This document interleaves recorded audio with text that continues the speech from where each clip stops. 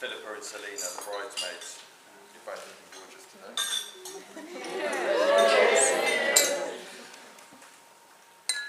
Before I undertake the customary duty of giving James an uncomfortable few minutes, it's part of the official duty of the best man to thank James and Emma for asking me to be involved in their unique and special day.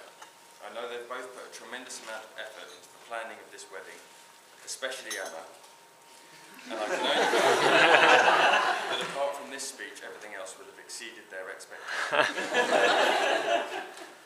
I can only say in my defence that James and I share a common sense of humour, so if this speech is in any way unfunny, please feel free to blame James.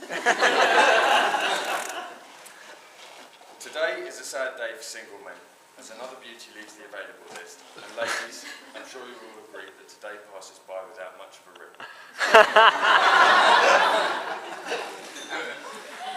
James and Emma first met in the King's Head, Crouch End. It was a drunken night, and somehow James managed to convince Emma to go on a date with him.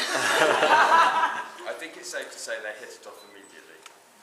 Shortly after, James changed into a new man, with his new skills in the kitchen, spending time in their shared allotment, and long afternoon bike rides. However, I remember a time when James wasn't always such an upstanding member of the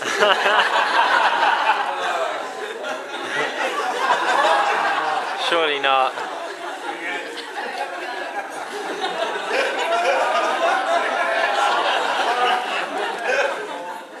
James and I first met at school.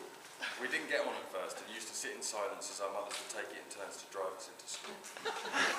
As our social circle developed and our interest in girls became obvious, we were mates, and I realised that James was the laziest person I'd ever met.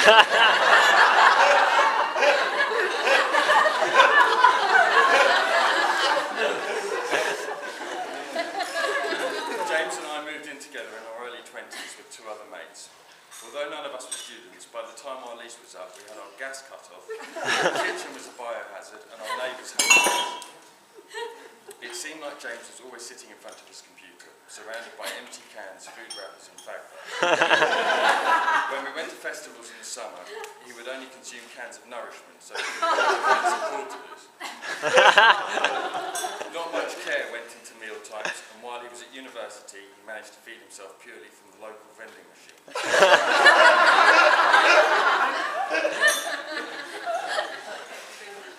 James would rate himself in his drinking abilities, and to be fair, he could hold down a considerable amount.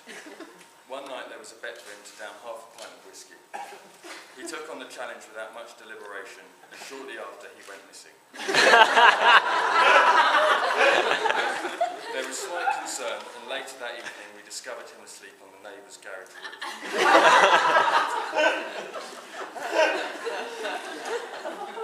One weekend when Richard and Clarissa had gone away, James decided that it would be a good idea to throw a party in the family house without their consent.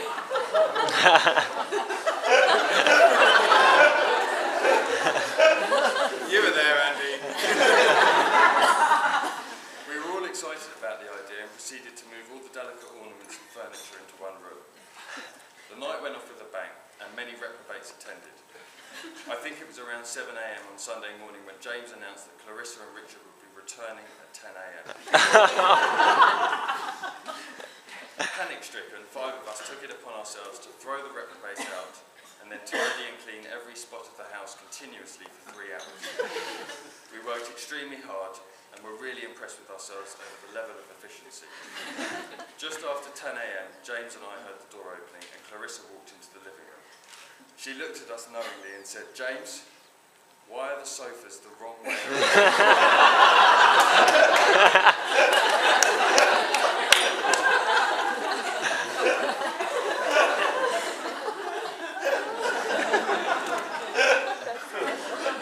James wasn't exactly gifted at interior design either, as he showed on another occasion when he was asked to paint the living room walls and ceiling one weekend while Clarissa was away.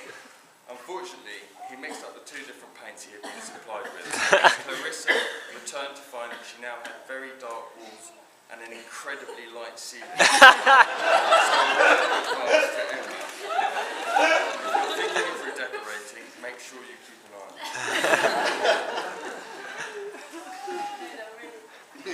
it.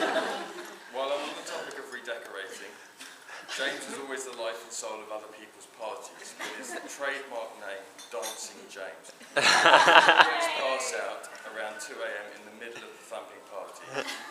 This was usually the cue for a little game called Decorate James. This is best explained with a photograph, and Emma, if you feel under your chair, you can have a little insight into James's life before he met you. Don't tear it. Why not?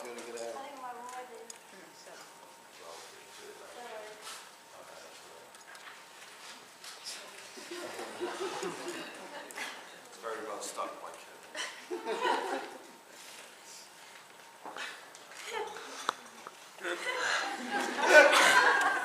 Pass it round. Emma, you look absolutely fantastic today. And we all have a lot to thank you for. You make a stunning couple. So it now gives me immense pleasure, not to mention relief, to stand